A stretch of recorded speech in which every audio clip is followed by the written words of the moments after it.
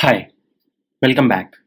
So in the last video, we had started with JavaScript loops, which are basically just a way in which you can repeat a set of code multiple number of times, and you can decide when you want to stop repeating that code, right? And this was what we had seen till then. So there are two types of loops. The first loop we had seen in the last video, which is the while loop, and basically, while loop is everything like this. This is a condition. This always returns a Boolean value, and if the value is true, the inside statements are executed. And as soon as the value becomes false, the loop breaks and we move on to this next line, which is this. Right. So this was the first type of loop we had covered in the last video.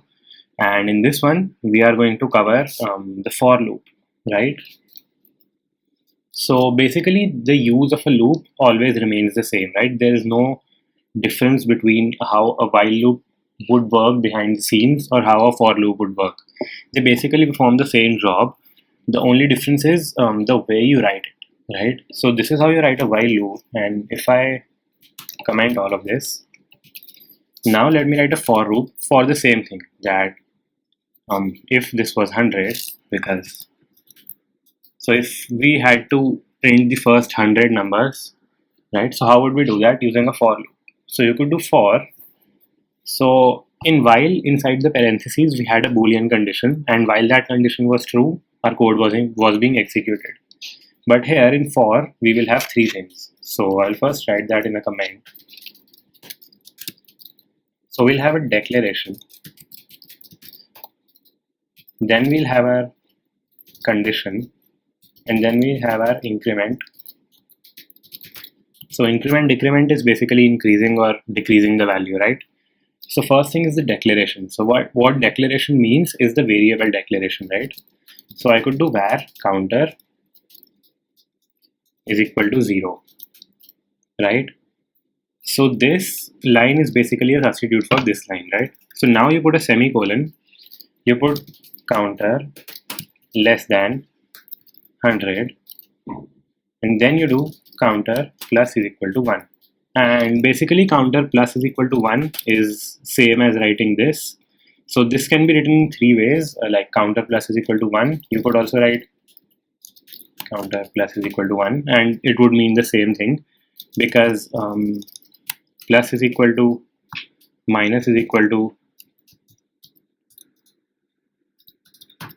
star is equal to by is equal to all of these are actually valid things. And basically what anytime x plus is equal to y would mean is that x is equal to x plus y, right? And similarly x minus is equal to y would mean x is equal to x minus y, and you could replace this with star and divide it sign too, right? So this is one way of writing counter is equal to counter plus 1, which is counter plus is equal to 1, right?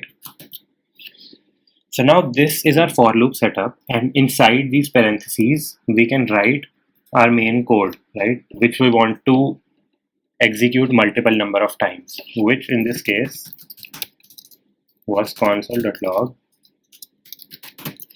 And if I refresh the page here, I see I get my first 100 numbers here. So this for loop is basically doing the same job as this while loop up here. The only thing is the syntax is a little different.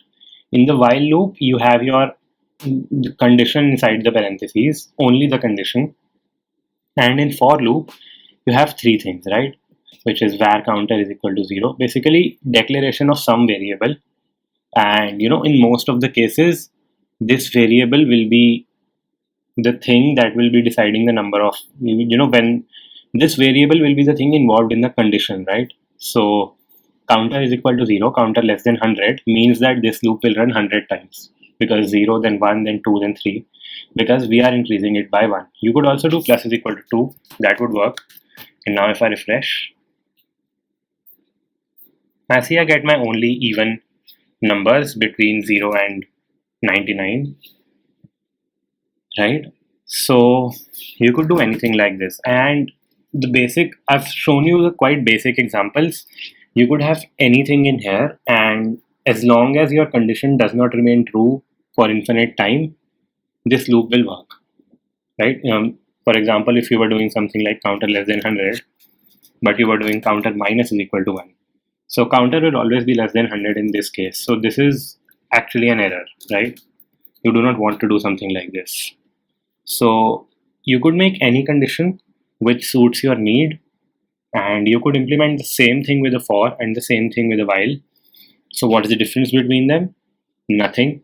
Some people prefer for, I personally prefer for loop, and some people prefer while loop, and there's no difference in the execution behind the scenes of any of these, right?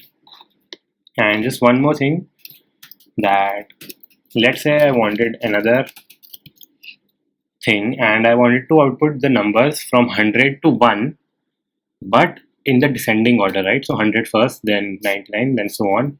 So I could do var counter is equal to 100. I could do counter greater than 0. I could do counter minus is equal to 1. Right. So now our counter will start from 100. On every iteration, it will be, iteration is basically a repetition, right? So on every repetition, the counter will be decreased by 1, and the loop will keep on running until the counter is greater than 0, right? So if I do console.log counter here, and if I refresh, I see I get every number from 100 till 1, right? And this worked basically. So you could do this to iterate over anything, like this is basically what you will use. And I'm using the word iterate again and again. So iterate basically means, like,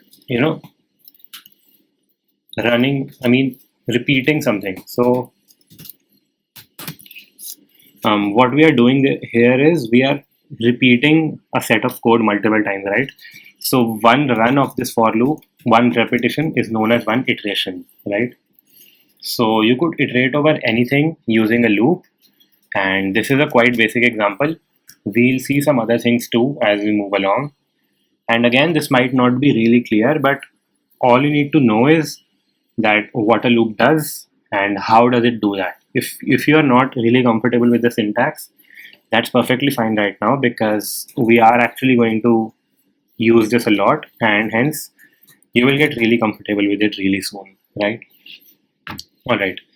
So that is it for the control flow in JavaScript, and we'll do an exercise in the next video in which we will cover the loops and the conditional statements, both of them, so that you can get a better idea of what is happening, right? And you can get comfortable around this, right? So that's it for this video. I'll see you in the next one. Bye.